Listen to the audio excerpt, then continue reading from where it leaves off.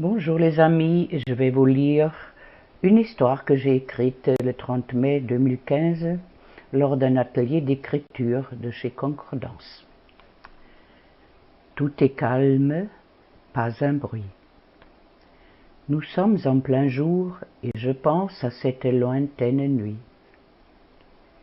Quelle ne fut pas la peur qui me saisit, entendant des pas dans le jardin et soudain un cri. Satané chat! Un grand miaulement et puis, va au diable! Où sont donc mes clés? Question vitale.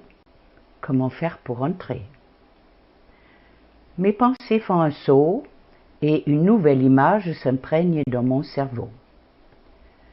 Je me souviens maintenant. J'avais passé une soirée fêtant l'anniversaire d'une amie dont le charme et la douceur illuminaient tout entière sa vie. Elle faisait tourner les têtes de ces messieurs, elle faisait chavirer les cœurs de toutes ses consoeurs. Non seulement son apparence était celle d'une fée, elle savait partager sa joie de vivre quand nous regardions les simples fleurs dans les prés.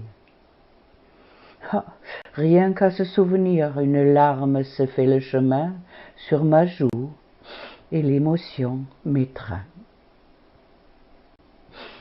Comment ai-je pu réagir aussi brutalement cette nuit-là en rentrant quand j'ai croisé ce foutu chat? Eh oui, le silence me rappelle que je suis au fond de moi un être bon et mauvais, tout à la fois. Les peurs ancestrales m'ont vécu aussi, les difficultés rencontrées sur le chemin qu'est ma vie, tout cela je me rends compte maintenant et je me dis, je n'ai plus envie de me laisser berner par des contes de fées, j'ai assez de discernement et d'empathie pour trouver les clés de ce que je suis en réalité. Le temps, cette illusion ne fait que changer. M'adapter en réfléchissant dans le silence. Cela peut et pourra toujours m'aider. M'aider à plus de compréhension quant aux agissements des autres, m'aider à pardonner et à porter la bonne parole, comme les apôtres à ceux qui liront ces quelques lignes. Au fond, nous avons tous besoin d'amour.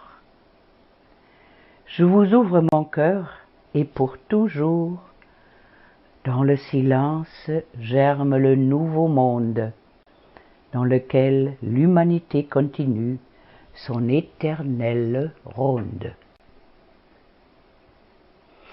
Merci de m'avoir